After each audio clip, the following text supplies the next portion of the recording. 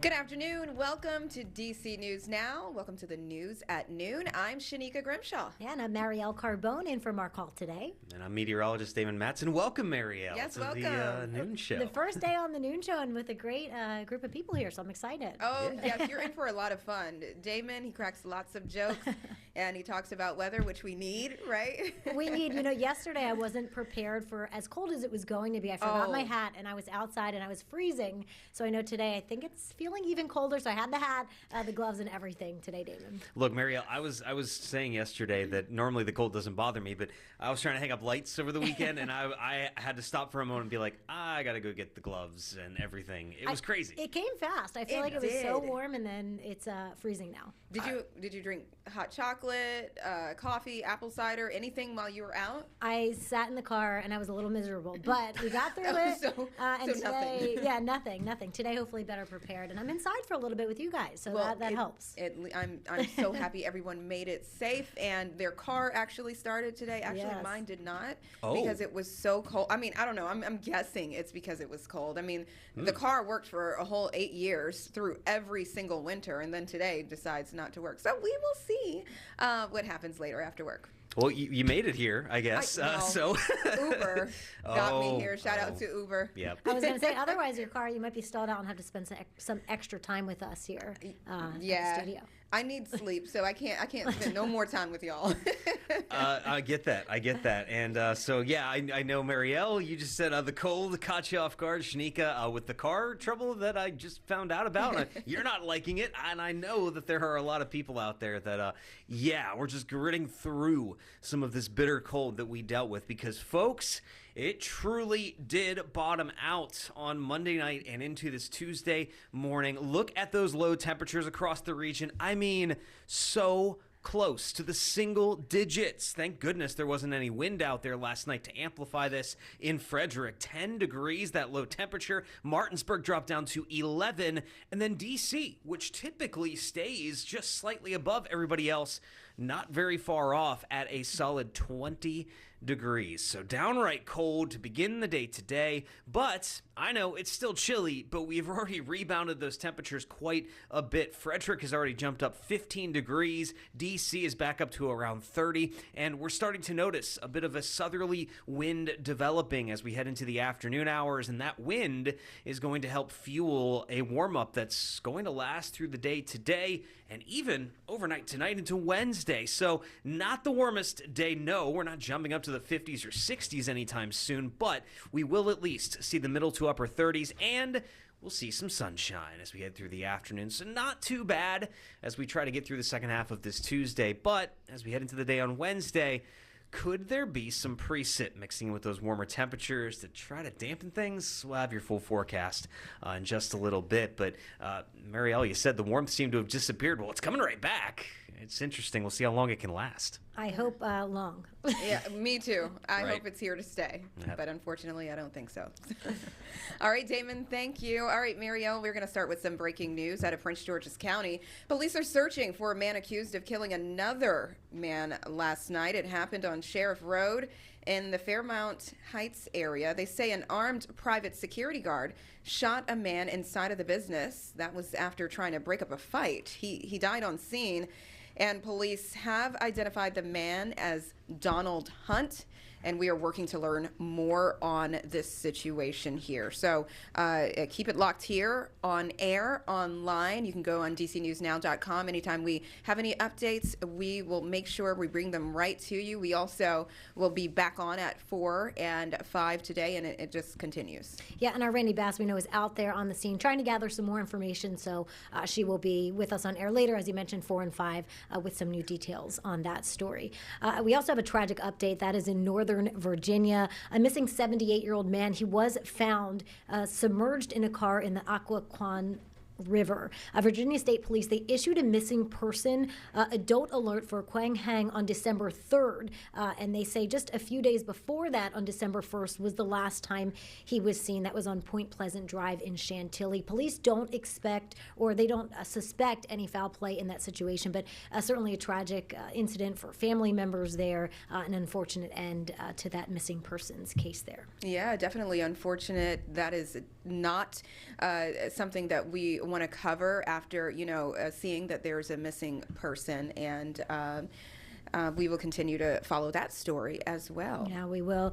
And also over in Alexandria, we have a newly appointed Redevelopment and Housing Authority board. They approved $20 million to build 52 affordable apartments at the Heritage in Old Town. That happened last night. Now, this comes as tenants, they have been dealing with mold and rodents. You can see some of the video of their units here, as well as concerns about losing housing vouchers in cases where ARHA is not paying its portion of the rent. Now, the trouble, it started when former CEO Eric Johnson was found living in one of the affordable units and was fired. The entire 9-member board resigned not long after that. And tenants, they say they agree with the plan, but they still have a lot of questions here. About the budget, how much does it really cost to really do this? But I do know that redevelopment should be done. Time will tell how long it takes for us to get that, but we're not stopping trying to get those answers. Now, the board, they also spent time digging into next year's budget, and they created 3 new committees: the Tenant Relations, Property Development, and Financial Audit Committee. Now, last night's meeting, we were there. We had reporters covering it. The tenants, they weren't allowed to actually speak during this meeting. They were there to listen, but obviously we spoke to some of them before and after. And really the main thing they're looking for is transparency, Shanika, especially when you're dealing with things like mold, rats, rodents in your apartments. When you have questions, you certainly want them answered. Absolutely. I mean, rent is very, very expensive, and having to deal with, extra issues like that. I mean, who wants to deal with that? So yes, that is not a comfortable and pleasant situation to be in, to live in every day. And hopefully they're able to have their voices heard and they'll get some changes. And let's talk about a different story. This is Metro. So transportation. Starting next week, Metro bus riders will be able to travel from downtown D.C. into Alexandria. That's on a new route. WMATA says the A29 bus offers weekday and rush hour service, and that's directly from the Van Dorn Street Station to Metro Center Station. And starting Monday, those buses will run every 24 minutes. Metro says 50 bus routes will change this weekend, and that's following rider feedback. That's since the Better Bus Network. I'm pretty sure you've heard us covering that extensively when those changes came into play, and that happened in June. So that was the launch. And we'll have so much more information on that. That'll be on our website.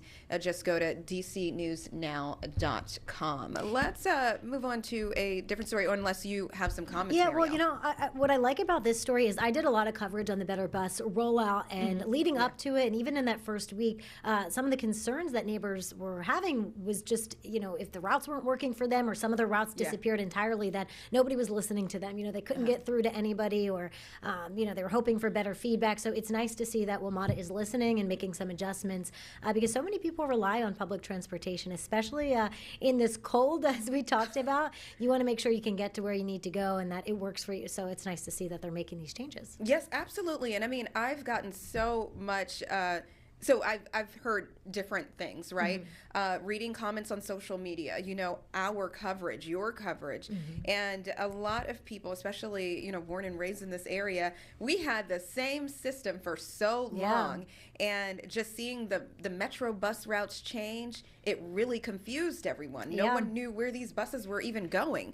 And I know that there was a website that you can go to get help, but that just wasn't enough. A lot of people were still confused, still lost. Some people even had to take Lyfts or Ubers to get from one spot to their, the bus stop, because it was just so much longer of a walk than they're used to. So I know originally, they were saying, WMATA was saying this is for shorter wait times, adding more stops, maybe taking some stops away because many people weren't using those stops. But it seems like more damage was done just looking at all of the comments online. Yeah, maybe in the temporary, but we've been at this, about 6 or 5 months now, this lunch back in June. So hopefully Yeah. people are getting a little bit better with the routes. And like Yeah. we said, now they're updating. And hey, more routes into D.C. is good Yeah. right now. The holidays, we got the holiday markets, a lot to see and do. So hopefully people That's can true. get Yeah, into the you- city more easily. Yeah, you can't beat that. All right, let's turn now to some the Justice Department news. I know you have some of that for us. Yeah, we are getting some new information. The Justice Department is actually suing the Loudoun County School Board. That is over a March incident at Stonebridge High School. We've done some reporting on this. When a transgender student says 3 classmates had harassed them for months there. Now, the DOJ argues that the school board enforced a policy that requires students and faculty to accept and promote gender ideology, and that violates the rights of 2 Christian boys. One boy, whose attorneys say is Muslim, was cleared of any wrongdoing. The other 2, reportedly Christian, they were found guilty of sexual harassment and sex-based discrimination and then suspended. Now, we reached out to Loudoun County Public Schools about this for a response. We're still waiting to hear back on this, but certainly a major case happening right in Loudoun County. Yes, this is very major, and I know we are going to continue to follow that. Marielle, thank you for that. Stick around. You're watching DC News Now.